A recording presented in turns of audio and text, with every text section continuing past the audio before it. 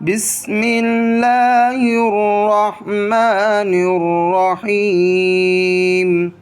إنا أرسلنا نوحا إلى قومه أن أنذر قومك من قبل أن يأتيهم عذاب أليم.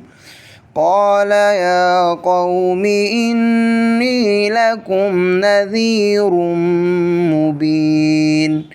أن اعبدوا الله واتقوه وأطيعون يغفر لكم من ذنوبكم ويؤخركم إلى أجل مسمى إن أجل الله إذا جاء لا يؤخر لو كنتم تعلمون. قال رب إني دعوت قومي ليلا ونهارا فلم يزدهم دعائي إلا فرارا. وإني كلما دعوتهم لتغفر لهم جعلوا أصابعهم في آذانهم واستغشوا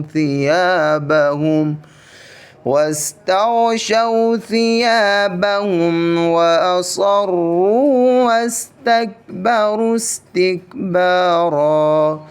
ثم إني دعوتهم جهارا ثم إني أعلنت لهم وأسررت لهم إسرارا.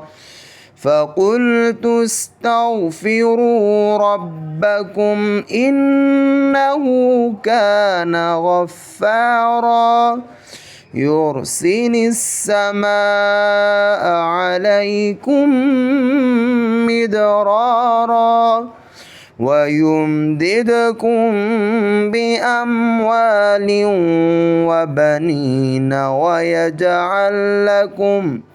ويجعل لكم جنات ويجعل لكم أنهارا. ما لكم لا ترجون لله وقارا وقد خلقكم أطوارا. ألم تروا كيف خلق الله 7 سماوات طباقا وجعل القمر فيهن نورا وجعل الشمس سراجا والله أنبتكم من الأرض نباتا ثم يعيدكم فيها ويخرجكم إخراجا والله جعل لكم الأرض بساطا لتسلكوا منها سبلا فجاجا. قال نوح رب إنهم عصوني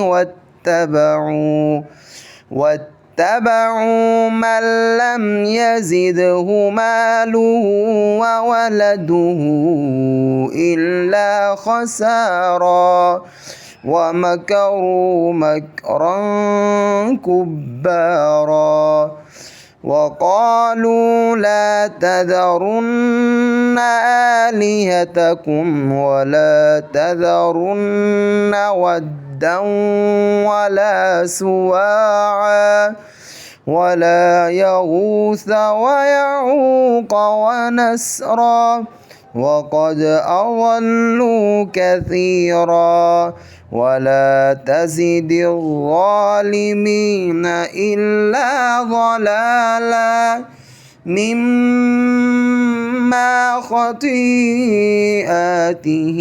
أغرقوا فأدخلوا نارا فلم يجدوا لهم من دون الله أنصارا وقال نوح رب لا تذر على الأرض من الكافرين ديارا إنك إن تذرهم يضلوا عبادك ولا يلدوا